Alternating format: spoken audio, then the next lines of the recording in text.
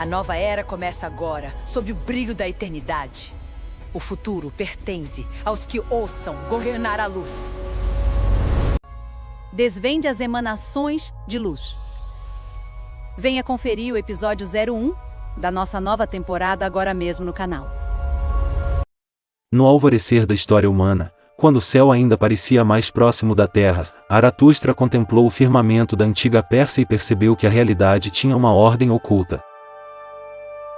Ele compreendeu Ahura Mazda, o Senhor da Sabedoria, e viu que a criação não se sustentava por acaso, mas por uma inteligência viva que se manifestava em 6 presenças luminosas, os Ameshas Pentas, os imortais sagrados. Essas presenças não eram mensageiros alados nem figuras distantes. Eram forças ativas, pilares da existência, responsáveis por manter o Asha, a verdade, a ordem e a lei cósmica, contra a pressão constante do Drus, a mentira que corrói, desvia e fragmenta. O primeiro deles era Vohu-Maná, o bom pensamento. Ele surgia como uma claridade serena antes de toda decisão justa. Onde havia confusão, ele oferecia discernimento.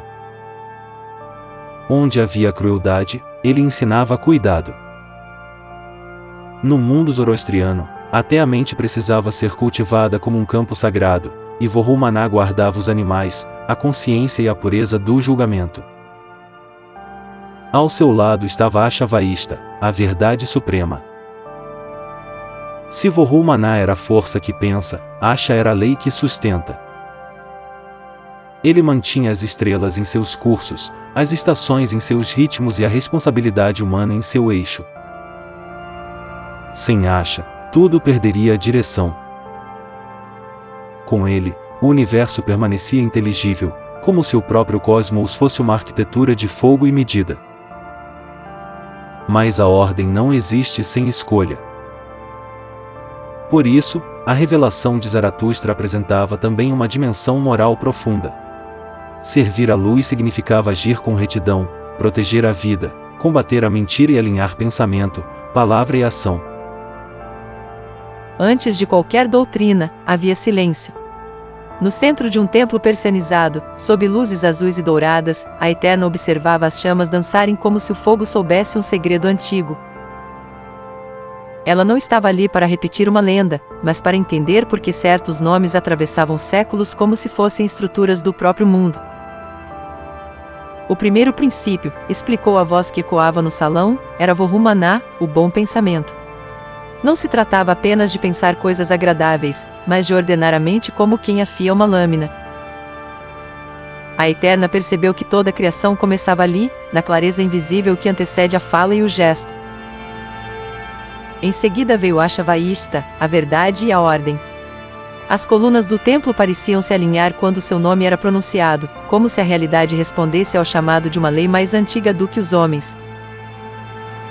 A Eterna entendeu que a verdade não era uma opinião, e sim a forma correta de manter o mundo em pé. Então surgiu Kshatra Vairya, o domínio desejável. Não era o domínio da ameaça, nem o brilho cruel dos tiranos. Era a autoridade que protege, a força que impede o abuso, o metal que estrutura sem esmagar. A Eterna viu em sua imagem não uma espada para dominar, mas um escudo para sustentar os frágeis. A quarta presença foi Sentar Maiti, a devoção sagrada. O chão do templo parecia respirar, fértil e silencioso, como se a terra inteira escutasse. Havia humildade em sua força, nutrição em sua sabedoria. A Eterna sentiu que sem esse princípio, toda ideia elevada se tornaria estéril, desligada do solo que mantém a vida. Quando Aurvatata e Ameretata apareceram, não vieram separados. Perfeição e imortalidade caminharam juntas, como duas faces de uma mesma realização. Aurvatata era a integridade completa, nada em falta, nada quebrado. Ameretata era a vitória sobre a finitude, mas não por fuga, apenas aquilo que se completa pode atravessar o limite sem se perder. A Eterna compreendeu, enfim, que os Ameshas Pentas não eram figuras distantes, mas atributos vivos da própria realidade. Não eram apenas seres contemplados pela fé, e eram instrumentos pelos quais o Criador sustentava o sistema do mundo. Pensamento reto, verdade, justiça, devoção, perfeição e imortalidade não eram degraus de uma crença antiga, mas um mapa para viver. Quando saiu do templo, a noite parecia a mesma, mas já não era. O céu continuava vasto, o vento continuava frio, e ainda assim havia uma ordem secreta pulsando entre as estrelas e o chão. A Eterna caminhou em silêncio, sabendo que a pergunta nunca foi quem são esses seres, mas como eles vivem através de nós.